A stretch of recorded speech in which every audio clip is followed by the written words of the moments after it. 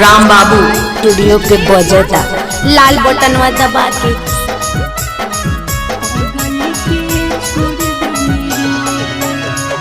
मासूम दिलावा के यूज करके काहे बोले तोड़ देनी रे।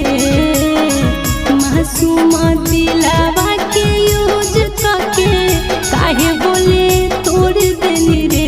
रे छोड़ा लाग गेलो जब से नौकरिया था पगली के छोड़ देनी रे। छोड़ा लाग गेलो जब से नौकरिया था पगली के छोड़ देनी रे। मौत से अब हमारा जिंदगी के काहे बोले जोड़ देनी रे। मौत से अब हमारा जिंदगी के काहे बोले जोड़ देनी रे। रे छोड़ा लाग गेलो जब से नौकरिया था पगली के छोड़ देनी रे।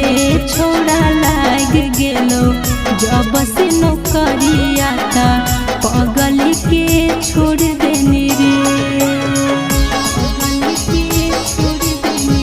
और घर में बहुते अच्छा अच्छा गाना राम बाबू स्टूडियो पे बजता लाल बटनवा दबा के। छोड़ा लाग गेलो जब से नौकरिया था पगली के छोड़ देनी रे।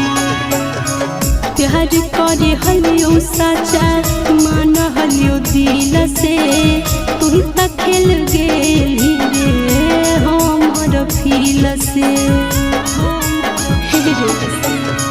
प्यार करे हलियो साचा मान हलियो दिल से तू ही तक खेल गेली रे हमर फील से।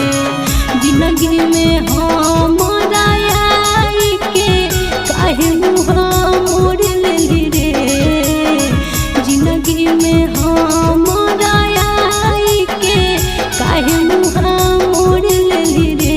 छोड़ा लाग गेलो जब से नौकरिया था पगली के छोड़ देनी रे।